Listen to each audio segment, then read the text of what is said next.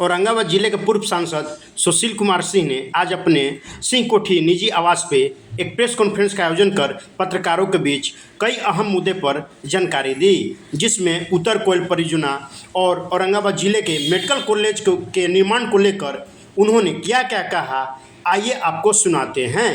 NP24 के लिए प्रमोद कुमार सिंह की रिपोर्ट।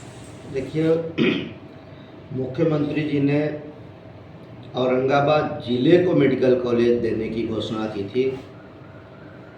यहाँ के प्रशासन या जनता की इच्छा के अनुसार या राय के अनुसार कोई एक उचित स्थल, और मेरा मानना है, मेरी सोच ये है कि उचित स्थल ये होगा कि औरंगाबाद जिला मुख्यालय दो तरफ से, यानी कि चारों तरफ से राष्ट्रीय उच्च पथों का सेंटर है, ये जंक्शन है।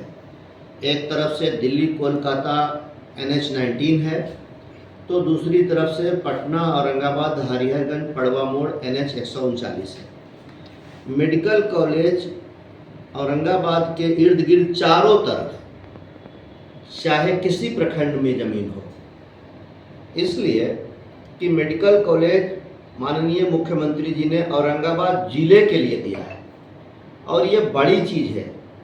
ये राज्य स्तरीय, जिला स्तरीय चीज़ है। ये कोई पंचायत और प्रखंड का मामला नहीं है। औरंगाबाद जिले की आबादी 2011 के सेंसस के अनुसार 25 लाख से कुछ ज़्यादा है, अब लगभग 30 लाख हुआ होगा। औरंगाबाद शहर में लगभग 2 लाख लोग रहते हैं,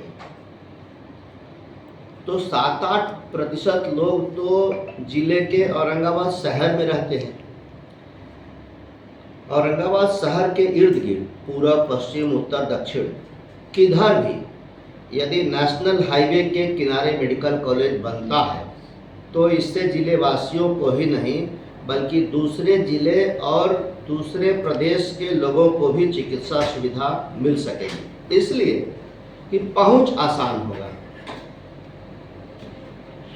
आकस्मिक समय में, इमरजेंसी में कोई बीमार आदमी ये चाहता है, उसके परिजन ये चाहते हैं कि जल्दी से जल्दी हम किसी चिकित्सा केंद्र पर, चाहे वो मेडिकल कॉलेज हो या छोटा हॉस्पिटल हो या बड़ा हॉस्पिटल हो, जल्दी से जल्दी वहाँ पहुँचे।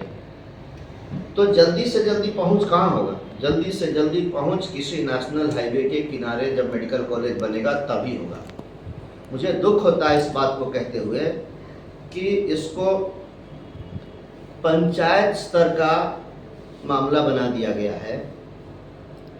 मैं तो सब लोगों से आग्रह करूंगा कि अपनी सोच को बड़ा करिए, और माननीय मुख्यमंत्री जी की जो आकांक्षा है, उन्होंने जिस सोच के तहत विकास और जन सुविधा के लिए, चिकित्सा सुविधा के लिए मेडिकल कॉलेज यहाँ औरंगाबाद जिले में खोलने की घोषणा की, हमारे आदरणीय प्रधानमंत्री जी की पूर्व से घोषणा है कि देश के हर जिले में एक मेडिकल कॉलेज होगा, और उसी के तहत हमारे माननीय मुख्यमंत्री जी ने यहाँ के लिए घोषणा की। तो मैं चाहूँगा कि औरंगाबाद जिला मुख्यालय के इर्द गिर्द पूर्व, पश्चिम, उत्तर, दक्षिण, कहीं देव प्रखंड आता है, कहीं कुटुंबा आता है, कहीं बारून आता है, कहीं ओबरा आता है, कहीं मदनपुर आता है, मतलब ये प्रखंड का मामला नहीं है।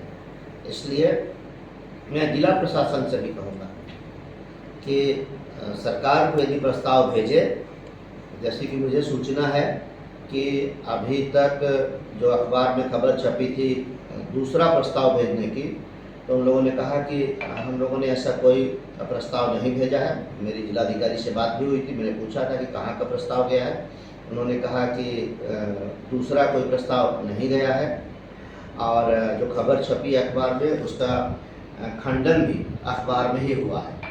तो वस्तु स्थिति चाहे जो हो, लेकिन मेरा मानना है कि औरंगाबाद जिला मुख्यालय के इर्द गिर्द चारों तरफ, पूर्व, पश्चिम, उत्तर, दक्षिण, नेशनल हाईवे के किनारे मेडिकल कॉलेज खोले। कैबिनेट स्वीकृति पकड़ना मिली है, क्या करना, राशि में स्वीकृति हुई मिली हो? अगर पतरगंगा में जमीन उपलब्ध है और वहाँ मेडिकल कॉलेज खुलता है तो मुझे कोई आपत्ति नहीं है, लेकिन इस शर्त के साथ कि वहाँ इस जिले औरंगाबाद जिले, दूसरे जिले और दूसरे प्रदेश के लोगों का आना जाना वहाँ आसान हो, पहुँच आसान हो। इसके लिए वहाँ ऐसा पहुँच पथ बने कि लोग घंटों के प्रयास के बाद नहीं बल्कि मिनटों में जल्दी से जल्दी चिकित्सा के लिए इमरजेंसी केसेस में वहाँ पहुँच सकें। देखिए, ये बात बहुत ही गंभीर है और ये कम्युनल भी है। किसी शिक्षक से ऐसी उम्मीद नहीं की जा सकती कि वो इस तरह से कम्युनल बात करेगा, सांप्रदायिक सद्भाव को बिगाड़ेगा, क्योंकि वहाँ एक उर्दू विद्यालय टैग हो गया है। शिक्षक, वो वीडियो मैंने भी देखा है, शिक्षक खुद तो दाढ़ी बढ़ाए हुए हैं, देखने ही से लगता है कि वो मुस्लिम हैं और वो हिंदू बच्चों को मना कर रहे हैं। बच्चे कभी झूठ नहीं बोलते, बच्चों ने जो सच्चाई है उसको बयान किया है अधिकारियों के सामने, लेकिन वो अब अपनी गलती को छिपाने के लिए झूठ बोल रहे हैं और ये कह रहे हैं कि हमने लोहे का कड़ा पहनने से मना किया था। दूसरी बात ये है कि उर्दू विद्यालय को वहाँ टैग करने से एक समस्या और खड़ी हुई है कि वहाँ रविवार को भी विद्यालय चल रहा है, तो जो बच्चे रविवार को स्कूल नहीं जाएंगे उनको तो वो एब्सेंट कर देंगे। तो ऐसा नहीं होता है। इसमें प्रशासन तुरंत संज्ञान ले इसका और इस पर एक्शन ले, प्रिवेंटिव एक्शन ले, ताकि माहौल आगे नहीं बिगड़े। इसलिए मैं ये बात कह रहा हूँ कि वो जो इलाका है कुटुम्बा प्रखंड का दक्षिणी हिस्सा, वो इलाका हमेशा से सेंसिटिव रहा है कम्युनल टेंशन के मामले में। तो वहाँ पहले भी इस तरह की घटनाएं घट चुकी हैं। जब सरस्वती पूजा किया था लोगों ने, और खासकर वो दलित वर्ग के ही लोग थे, विशेषकर रविदास वर्ग के लोग थे, 1 महीना तक ऐसे ही लोगों ने, जिनकी सोच गलत है, जो कम्युनल एक्टिविटी या कम्युनल सोच वाले लोग हैं, 1 महीना तक मूर्ति का विसर्जन नहीं होने दिया। मेरे हस्तक्षेप के बाद, मेरे प्रयास से 1 महीना के बाद सरस्वती जी की मूर्ति का विसर्जन हो सका था। पिछले साल भी कम्युनल एक्टिविटी वहाँ हुई थी। वहाँ पर मतलब बराबर, कि वहाँ आबादी है इसलिए होता रहता है।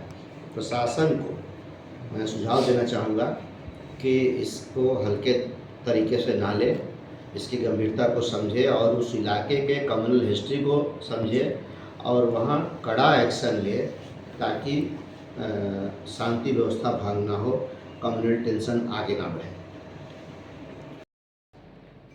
वो मोदी की गारंटी, मतलब हर हाल में उसका निर्माण होके पूरा होके, क्या कहना चाहिए? मोदी की गारंटी तो है ही और ये होकर रहेगा, ऐसा पूरा विश्वास और भरोसा मुझे है। और इस भरोसे के साथ मैं इस नहर से लाभान्वित होने वाले 400 लाख किसानों को ये कहना चाहूँगा कि यदि मोदी ना होते तो ये परियोजना दोबारा जिंदा ही नहीं होती, क्योंकि 2009 से 14 तक एक विपक्षी सांसद के रूप में मैंने प्रयास किया। वो प्रयास निष्फल रहा, लेकिन मैंने हिम्मत नहीं छोड़ी, मैंने प्रयास जारी रखा। दूसरी बार जब यहाँ के लोगों ने, यानी तीसरी बार, मुझे अपना प्रतिनिधि चुना, लोकसभा में भेजा, तो फिर से मैंने प्रयास शुरू किया, जिसका परिणाम बहुत सुखद निकला।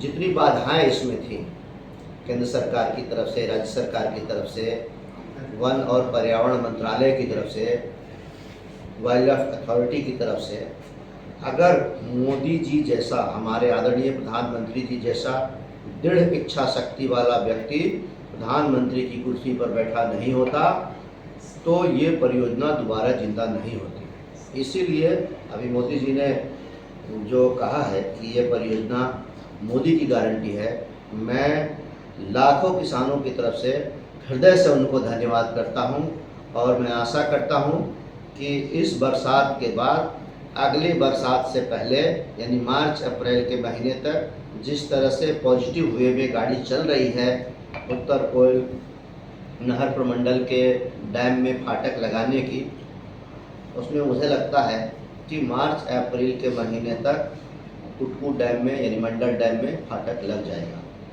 दूसरी प्रगति इसी परियोजना की यह है कि मैंने प्रयास शुरू कर दिया है।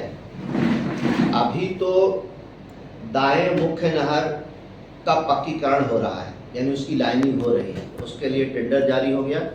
2 ग्रुप और बचे हैं जो इसके अंतिम छोर तक यानी टेल एंड तक के पक्कीकरण का टेंडर जल्दी ही आने वाला है। लेकिन साथ ही साथ मैंने प्रयास अभी से इसके लिए शुरू कर दिया है कि इसकी जितनी भी शाखाएं और उप शाखाएं हैं उनका भी पक्कीकरण हो जाए, साथ साथ ही लगे हाथ उनका भी पक्कीकरण हो जाए ताकि पानी की बर्बादी ना हो और पानी डिस्ट्रीब्यूटरीज के माध्यम से, सब डिस्ट्रीब्यूटरीज के माध्यम से या चैनल्स के माध्यम से अंतिम छोर तक पहुँचे जहाँ के किसानों को लाल पानी की उम्मीद है, चाहत है, उनकी चाहत पूरी हो, उनके उम्मीद पूरे हों, इसके लिए मैंने प्रयास शुरू कर दिया है।